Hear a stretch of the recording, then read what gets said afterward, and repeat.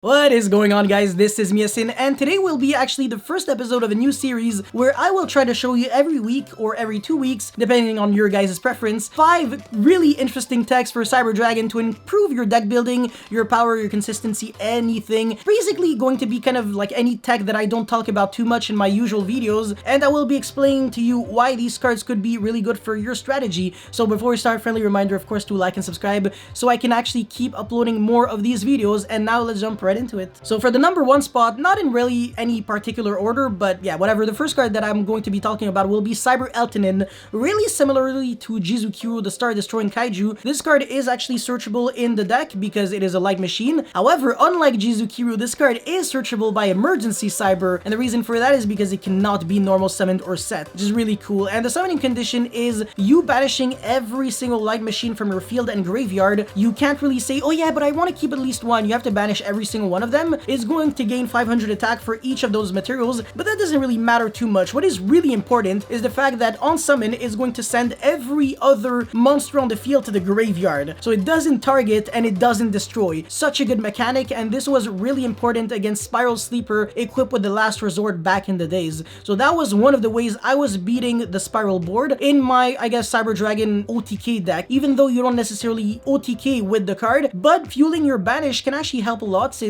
you can use Cyberload Fusion right away to make a Rampage, and then send something like, I don't know, a Nextra and a Hertz, special summon the Nextra by discarding a monster, make the Seeger, boost the attack of Rampage to 42, attack directly thrice, and that's it, that's all. 12,600 damage to your opponent's face, he is dead. For the number 2 spot, again, not in any particular preference order or something, but it is actually Spellbook of Knowledge, such a weird one, and I know what you're thinking. Well, Yasin, what is Spellbook of Knowledge doing in a machine deck? You're not playing any spellcasters. Well, you're kinda wrong. Actually, you're right and wrong at the same time, because we're not playing any spellcasters in the main deck, we're playing spellcasters in the extra deck, in the form of Relinquished Anima and Clara and Rushka the Ventrilo duo. So basically, any level 1 monster can turn into a Alima, which is a spellcaster, or during the main phase 2, you can turn even cards like Core into random Clara and Rushka, so you can always trade your monsters that aren't doing much on the field anymore into draw 2 cards, and that could be either trap cards, hand traps so you can stay on the field, super poly, or more extenders, which I feel like is always welcome for this deck, because this deck clearly needs that consistency boost. Number 3 spot is, I guess, a combination of 2 cards that I kind of talk about a bit, but at the same time, I want to clarify this even more for this video, and that is Nadir Servant and Dogmatica Punishment, because you can actually do some really crafty plays with both cards. Nadir Servant and Punishment could allow you to send Elder Entity Entis in order to destroy your own Overflow, which allows you to unbrick by searching Emergency and then searching your core, so you get an engine going that could potentially also make your machine dupe much better. Or another thing that you could do would be Punishment to target a monster with 1200 or less attack on your opponent's field, and then send Paleozoic Cambro Raster, so when your opponent tries to go for Lightning Storm, Harpy's Feather Duster, or anything that is like heavy back removal, you can just banish Paleozoic Cambro Raster from your graveyard, and all of your spells and traps are going to be safe. Number 4 is Gearspring Spirit, a really old and wacky card, and I can understand if you don't even know what this card is. Basically, it has an effect where it has to be special summoned from the hand if you have at least 1 monster in the graveyard that is a machine, and you have no other non-machine monsters in the graveyard. If you play hand traps, for example, your Spring Spirit might not be that good, but you can always play cards like Imperm or Super Poly or Jizukiro in order to always control the amount, like the cards in your graveyard. But Gear Spring Spirit is interesting for multiple, like, variety of reasons. First of all, it has a really nice board breaking effect against cards like Hot Red Dragon Archfiend Abyss and Borlo Savage Dragon. Since they negate without destroying, you can special summon Gear Spring Spirit, bait their negation effect, since obviously they have to negate, otherwise you can just jump over them with the Gear Spring Spirit, and that's it. And then, since you baited the negate, you can make Din Girsu and send another card, since of course it is a level 8 machine. Din Girsu is a rank 8 machine, so you can just use cards like, I don't know, Chaos Dragon Levineer, Chimera Tech Fortress Dragon to facilitate those rank 8 plays. And then the 5th and final card that I'm going to be talking about is Inferno Reckless Summon. This card's kind of a bit complicated and a bit harder to play, because you have to rely on your opponent already having a monster on the field, and on top of that, you have to special summon a Cyber Dragon monster with 1500 or less attack, I believe, and then your opponent also gets a lot of summons. So this is kind of like a better and a worse machine dupe at the same time, because you can actually special summon 3 Cyber Dragon from the deck, and then as